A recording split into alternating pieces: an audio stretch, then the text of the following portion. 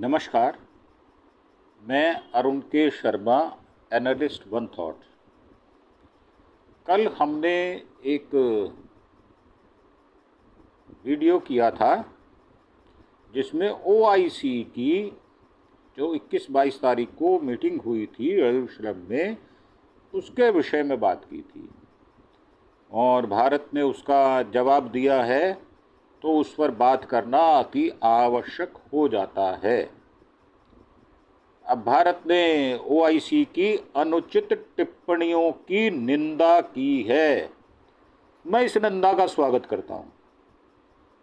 अगर कोई आलोची या अनुचित टिप्पणी की जाएगी तो उसका बहिष्कार या उसकी निंदा करना, उसकी भर्त्सना करना, ये हमारा फर्ज बनता है। और भारत ने कहा है कि उसे पाकिस्तानी दुष्प्रचार को अपने एजेंडे पर हावी होने देने के खतरों पर विचार करना चाहिए। ये ओआईसी की जो मीटिंग हुई थी, ये उसके विषय में कहा जा रहा है कि आप इनडायरेक्टली पाकिस्तान को दुष्प्रचार जो है वो करता है भारत के विषय में, आप उसके बारे में, उसका जो खतरा है उस पर बचना चाहिए आपको। भारत का यह तीखा बयान तुर्की में आयोजित ओआईसी के 2 दिवसीय विदेश मंत्री स्तरीय सम्मेलन के बाद आया है, जिसमें नई दिल्ली की कई मुद्दों पर आलोचना की गई, जिसमें भारतीय मुसलमानों को सामाजिक रूप से हाशिए पर डालने का मुद्दा भी शामिल था। तो भारत ने कभी अपने मुसलमानों को हाशिए पर डाला नहीं है, ये बात पक्की है।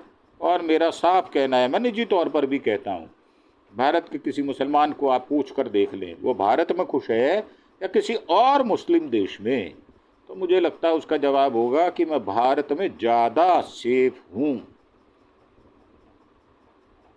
तो ये जो हाशिए पे डाला है, ये भारत कभी भी अपने हिंदुस्तानियों को हाशिए पर डालने का काम नहीं करता। अब ओआईसी ने भारत और पाकिस्तान के बीच द्विपक्षीय समझौतों पर सख्ती से पालन करने का आह्वान भी किया है। भारत ने सोमवार को इस्लामिक सहयोग संगठन ओआईसी की उसके बारे में अनुचित तथ्यात्मक रूप से गलत संदर्भ देने के लिए आलोचना की है और कहा है कि पाकिस्तान द्वारा संचालित, जिसने आतंकवाद की शासन कला में बदल दिया है, बिना आतंकवाद के पाकिस्तान की सरकार चल नहीं सकती। ये मेरा दावा बिल्कुल उचित है। भारत का यह तीखा बयान तुर्की में आयोजित ओआईसी के 2 दिवसीय विदेश मंत्रीय सम्मेलन के बाद आया, जिसमें नई दिल्ली की कई मुद्दों पर आलोचना की गई, जिसमें भारतीय मुसलमानों को सामाजिक रूप से हाशिए पर डालने का मुद्दा शामिल था। अब इसमें ओआईसी ने सिंधु जल संधि पर भारत और पाकिस्तान के बीच द्विपक्षीय समझौतों का सख्ती से पालन करने का आह्वान किया तथा सभी लंबित विवादों के शांतिपूर्ण समाधान के लिए व्यापक वार्ता की आवश्यकता पर बल दिया।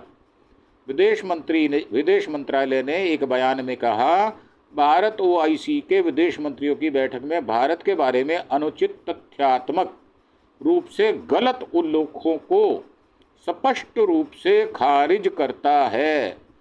अब इसमें जो उन्होंने कहा है कि आतंकवाद को शामिल शासन कला में बदलने वाले पाकिस्तान द्वारा दिए गए बयान संकीर्ण राजनीतिक उद्देश्यों के लिए ओआईसी मंच के निरंतर दुरुपयोग को दर्शाते हैं। अब ये संकीर्णता भी है और उसका बेजा इस्तेमाल भी किया जा रहा है, यानी मुसलमान अपने संगठन में अपने मंच का बेजा इस्तेमाल कर रहे हैं, दुनिया को जो संदेश दे रहे हैं वो कतई गलत है। विदेश मंत्रालय ने कहा कि ओआईसी द्वारा पाकिस्तान से उत्पन्न आतंकवाद के वास्तविक और प्रलिखित खतरे को स्वीकार करने के बारे के बार बार विफलता, जिसका सबसे हाल ही में पहलगाम हमले में सबूत मिला, तथ्यों के प्रति जानबूझकर उपेक्षा को दर्शाता है। मतलब ऐसा नहीं है कि मुसलमान मुसलमान भाई हो जाएंगे। अगर दूसरे देश का मुसलमान होगा तो वो अपने देश के प्रति वफादार होगा, और भारतीय मुसलमान, हिंदुस्तानी मुसलमान हिंदुस्तान या भारत के प्रति वफादार होगा। ये बात मैं दावे के साथ आपको लिख कर दे सकता हूं। भारत का एक भी मुसलमान भारत की किसी बात से असहमत नहीं हो सकता। इसमें कहा गया है ओआईसी को जम्मू और कश्मीर सहित भारत के आंतरिक मामलों पर टिप्पणी करने का कोई अधिकार नहीं है।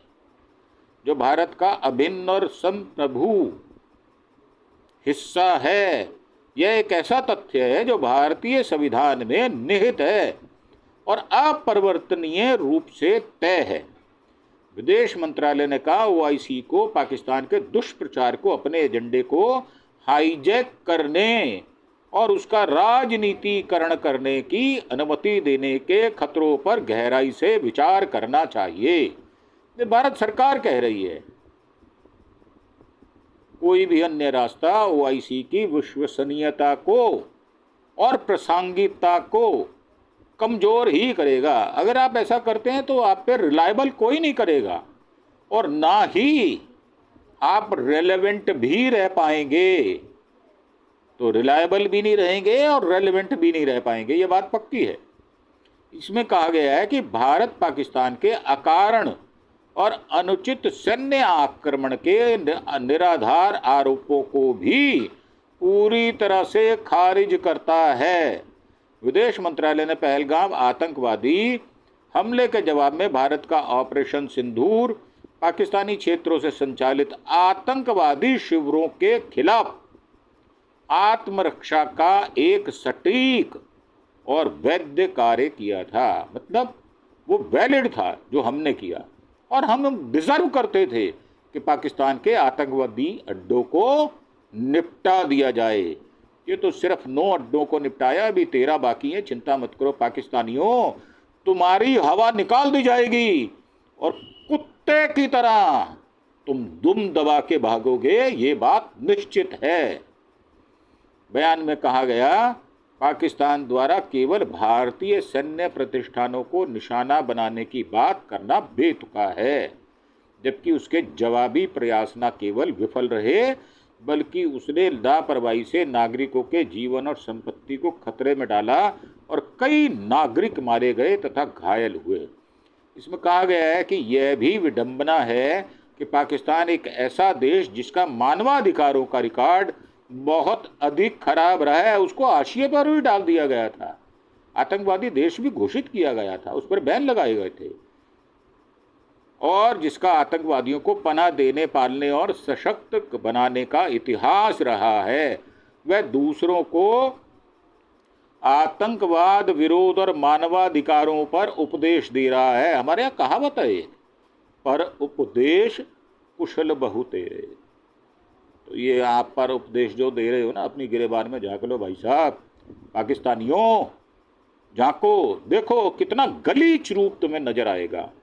विदेश मंत्रालय ने कहा कि ओआईसी बैठक में पाकिस्तान द्वारा की गई टिप्पणियां राज्य प्रायोजित आतंकवाद, अल्पसंख्यक उत्पीड़न और सांप्रदायिक हिंसा के साथ साथ शासन की विफलता के अपने स्वयं के भयावह रिकॉर्ड से अंतर्राष्ट्रीय ध्यान हटाने के लिए एक हताशा भरा प्रयास है। इससे अधिक कुछ भी नहीं है। वो ये आपकी फ्रस्ट्रेशन दिखा रहा है कि आप कैसे फ्रस्ट्रेटेड आदमी हैं या देश हैं।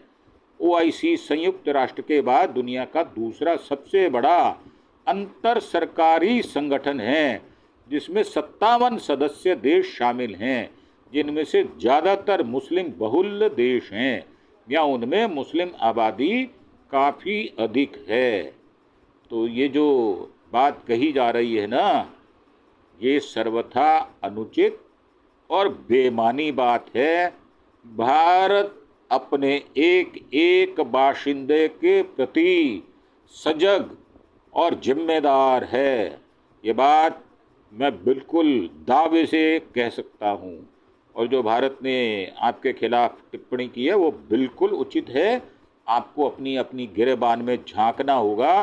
दुनिया में आपका रेलेवेंस मिटता जा रहा है, दुनिया में आपकी ऑथेंटिसिटी कम होती जा रही है, आप विश्वसनीय नहीं रह गए। आप एक आंख से देख रहे हैं और दूसरी आंख को बंद कर रहे हैं। एक साइड आपको दिखाई देती है, जहां पर मुस्लिम रहते हैं वही आपको दिखाई देता है।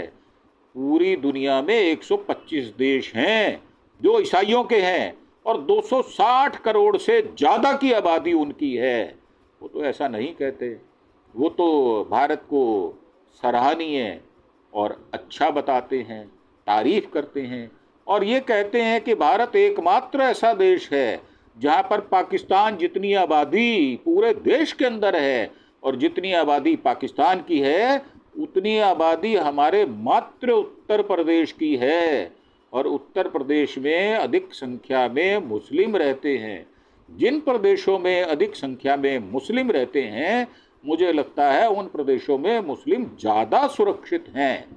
तो ये जो बात आपने कही है, मैं निजी तौर पर भी ओआईसी की बातों का खंडन और भर्त्सना करता हूँ। आप मेरे विचारों के साथ अगर सहमत हैं तो नीचे कमेंट बॉक्स में जाकर मुझे अवश्य बताएं। अगर हमने कोई गलत बात की हो तो हमें सुधारने का आपको मैं जिम्मा देता हूँ। आप हमें अगर हमने कुछ गलती की है तो हमें उसके विषय में भी बताएं। इसी के साथ आपसे आज्ञा लेते हुए इस एपिसोड को समाप्त करते हैं और ये अपील करते हैं कि आप हमारे चैनल अरुण के शर्मा एनालिस्ट वन थॉट को सब्सक्राइब अवश्य करें, क्योंकि हमारे जो विचार होते हैं वो बेबाक होते हैं, निष्पक्ष होते हैं और हम निडरता से निर्भीक होकर अपनी बात को कहते हैं। हम किसी से डरते नहीं हैं और ना ही किसी से प्रभावित होकर अपनी बात को रखते हैं। इसी के साथ आपका धन्यवाद। Thank you. जय हिंद, जय भारत।